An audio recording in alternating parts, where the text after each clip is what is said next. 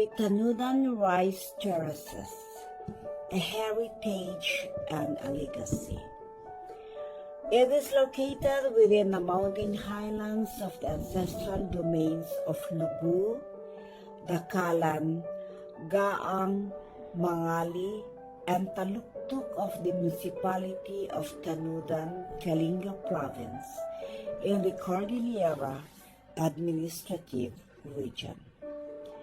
The rice terraces have an estimated area of 6,505.80 hectares of the total land area of 307,570 hectares.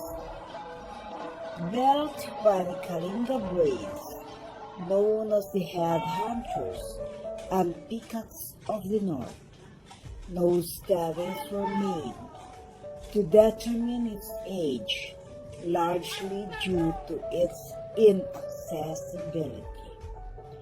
Folkloric tales, however, abound as to why and to how they were built, and this is mentioned in the Kalinga epic called the Ulalim.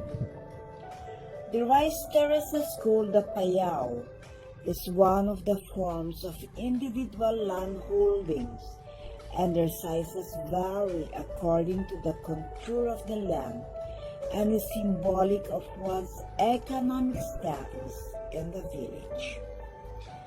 Similar to the soul, the rice terraces is built as a conservation measure to stabilize the slopes.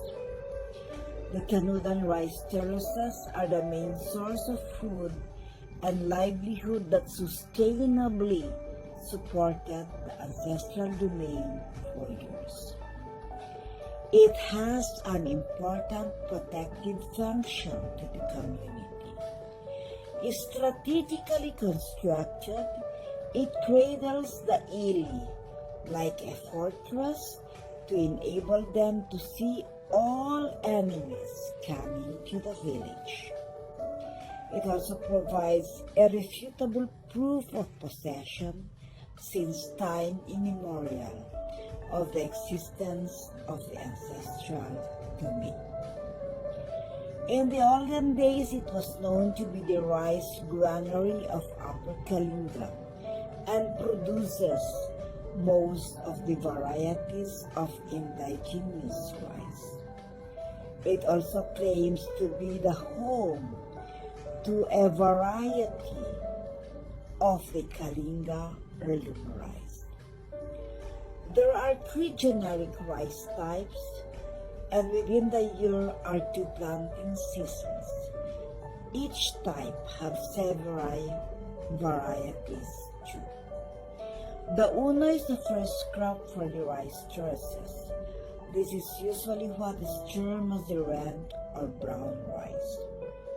The second crop is the uyak, and this is usually the white rice with different varieties too. It is known to be of more yield and planted during the rainy season. The other varieties are daikot or glutinous rice. Only a few propagate this, and usually this is planted with the unoy. The rice terraces provides the core of village life, and the calendar of activities are anchored on the rice cycle. The agricultural cycle is deeply rooted with traditions, and attendant to it are various rites and practices such as when to plant and when to harvest. Work is done manually in the rice terraces and no chemicals are used. Carabaos are still considered the beast of burden in the area. While women can almost do the different chores of rice production, from rice selection to harvest, there are some chores that men consider that are not of the general norm of their gender. From the rice terraces, they have developed knowledge and mutual help systems. They have developed units of measurement of their harvest, from cosmological signs and bird omens to predict weather and when to plant and when to harvest. Water utilization is to a mutual understanding of owners that the first level get water first, then to the lower levels. Almost all work is done collectively by the community through their mutual help system, which up to now is being practiced. The systems engender unity and cooperation in the community. Attendant to the agricultural cycles are rituals and festivities that depict the cultural heritage of a people and as a means of transmitting it to the next generation. The payao is an integral part of the Bugis, or the ancestral domain.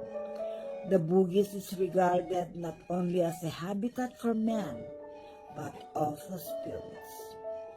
Surrounding the payao is one form of a culture-based resource management system called the Imong, which is a patch of secondary growth forest where original prime lumber species are marked and preserved.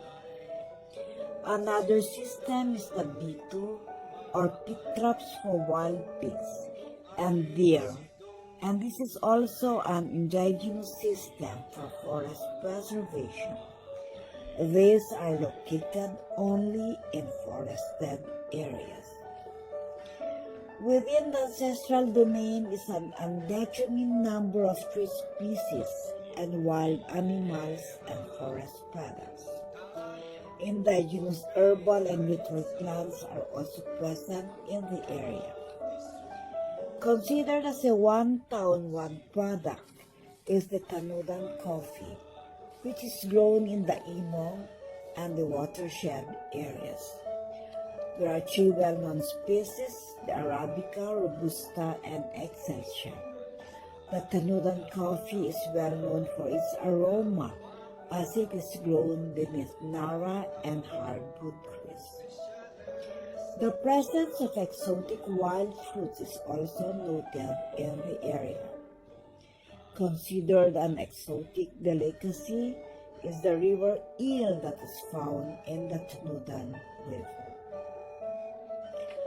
The Tanudan rice terraces is a living example of how a people have lived sustainably with nature, surviving the test of time and the harshness of mountain living.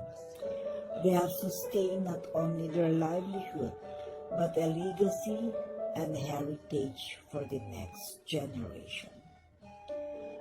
Before the building of the rice terraces, the ancestors offered gifts to the spirit, observed the direction of the winds, the flow of the water, felt the warmth of the sun, listened to the sounds of the birds, and tested the depth of the soil. This will ensure the solid foundation of a community. With a growing population, the trend is to increase the areas within farms or kaingan, which is a threat to the watershed. The introduction of agricultural input by government institutions is a threat to the indigenous organic rice production. The original heirloom rice varieties is giving way to faster growing and high-yielding varieties. The mutual help system is on the brink of cultural erosion.